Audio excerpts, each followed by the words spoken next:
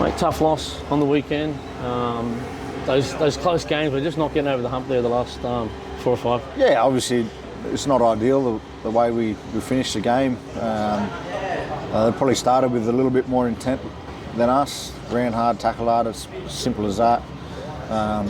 And finished their sets in difficult positions. And on the back of that, their line speed was fairly good, and they put the pressure on us, and that's what that's our goal in the way we want to play our game. We want to be doing that to opposition teams. So, to our credit, we clawed our way back and played some pretty decent footy, and got ourselves back in front with, I think it might have been 4 minutes to go. We were still leading by 2 points. So we just need to improve in areas of our game where we're icing those opportunities and putting the game away.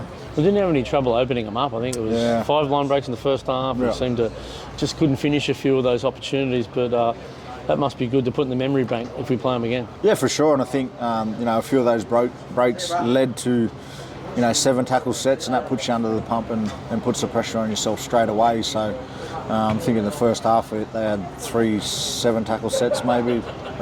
Correct me if I'm wrong, but that puts a fair bit of pressure on your defence. So if we can sort of turn those sort of opportunities into repeat sets or finishing our sets just off their try line, then we're able to ramp up our defence and put the pressure back on them. Young halfback Sean O'Sullivan had a good game. Yeah, he played well. He's done that foil pretty well for them over the years when he's got his opportunities. So yeah. Look, this week we're playing the Cows. There's no mince in the words. It's going to be a tough contest, mate. The team is coming second. They've turned to a bottom 4 team into a top 2 side, mate. How do we knock this mob off?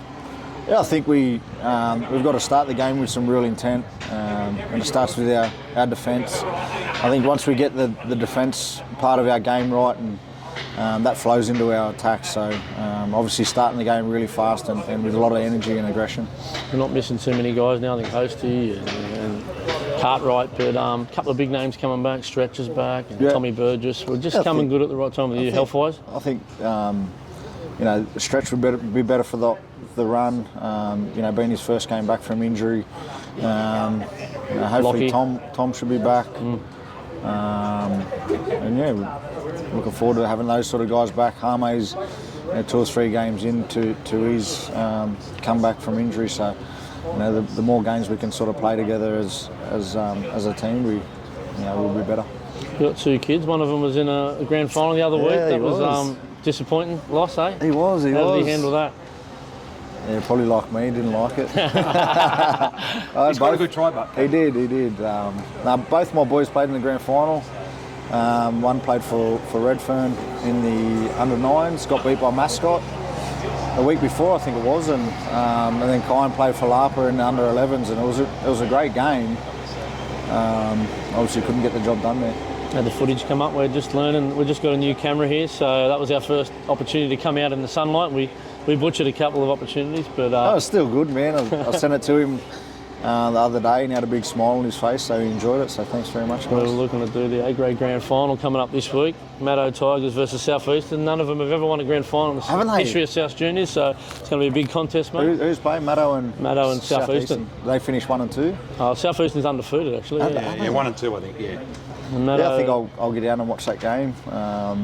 Love getting out to the local games, watch the South Sydney Juniors play. It's always a good time. You love your footy, mate. You just grew up with it. I'm a nerd. You can't get enough of it. I'm a nerd for it.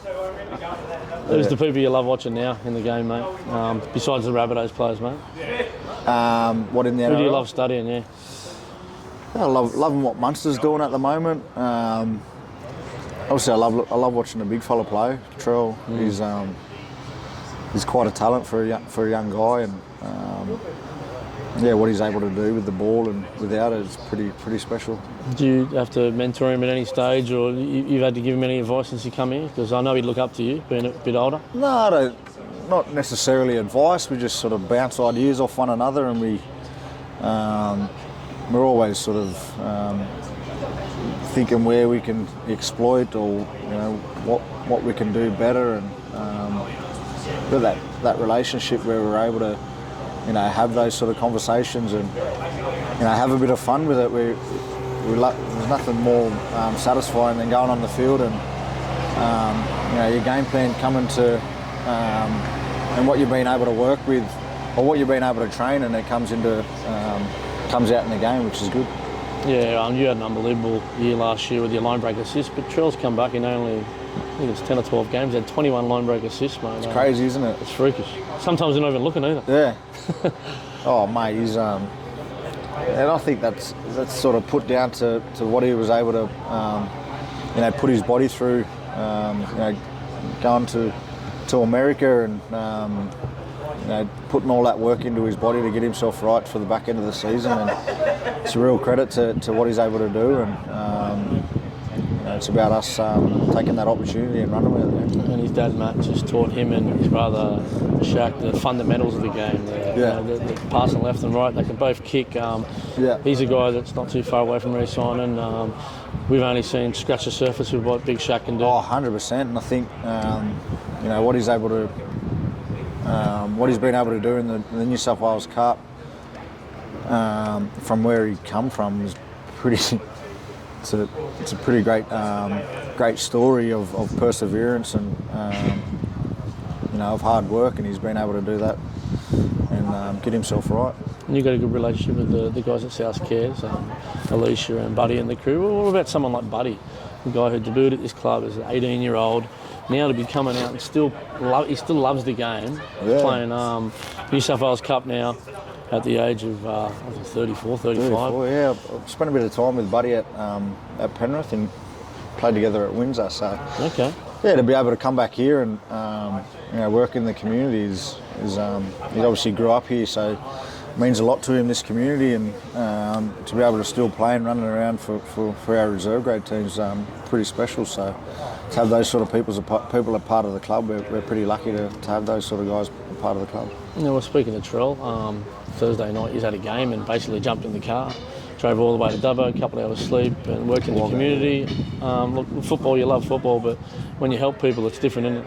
Yeah, 100%. And I think that's one of the areas that we really enjoy doing is giving back to not only the local community here, but the communities that don't have the opportunity to have players like Trell, or that have the opportunity to have players. No, don't worry about me, bro. But don't have the opportunity to have NRL players go out there and to see them and say hello.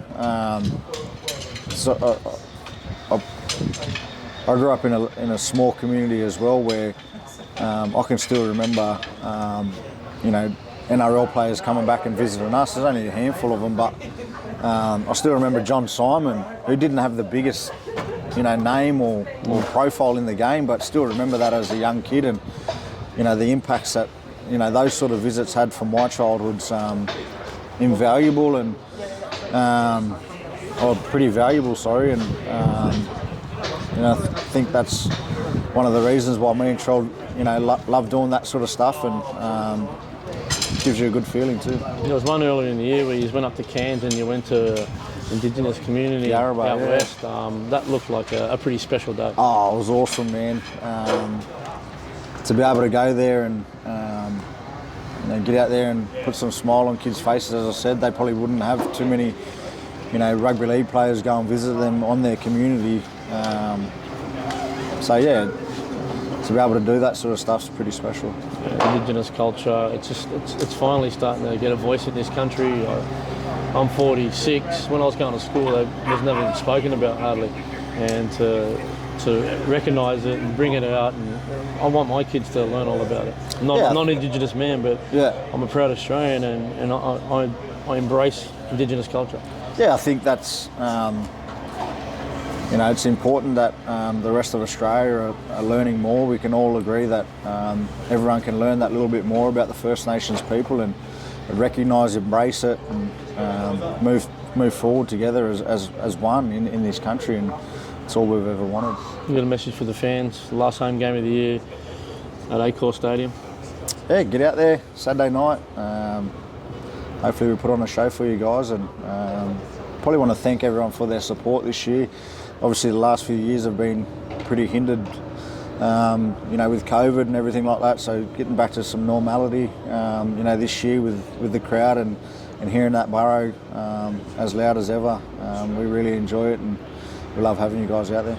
Thanks very much for joining Rabbitohs Fan TV. Thanks, mate. Thanks very much.